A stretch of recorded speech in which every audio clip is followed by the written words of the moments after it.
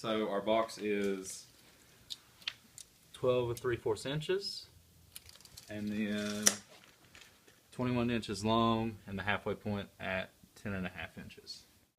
This is Ellis Tackett and Dalton Anderson doing the sit and reach flexibility test. Patients should start with a warm-up, which he pre-done before we started, stretching and rolling. This is required to prevent any kind of injury, and whenever you do the sit and reach test, you shouldn't have any kind of jerky or quick movements whenever you do this, and I'll demonstrate that to you here in a second.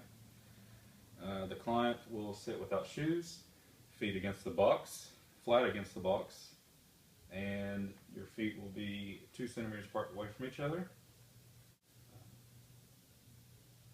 So I'll go ahead and demonstrate that for you. Sit just like this, legs straight, but not completely straight. They can be slightly bent, but knees more towards the floor, okay? And then whenever you do the actual testing, you'll lead with both hands, and then just bend your back as you reach, and then you'll go as far as you can, and hold that for 2 seconds while I get your measurement, and then you can release, and we'll take that measurement twice, and kind of get an average. And I'll talk about your results after we get on the thing. Alright, Donald will now start the test.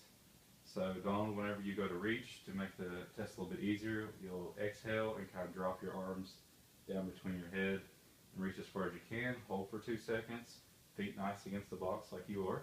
So whenever you're ready, go ahead and hold your longest distance for 2 seconds. That is right at 13 3/4 inches. Let me write that down.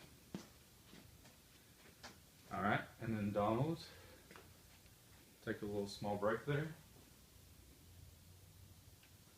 And whenever you're ready, we'll go ahead and do that test again. So remember to exhale, breathe normally.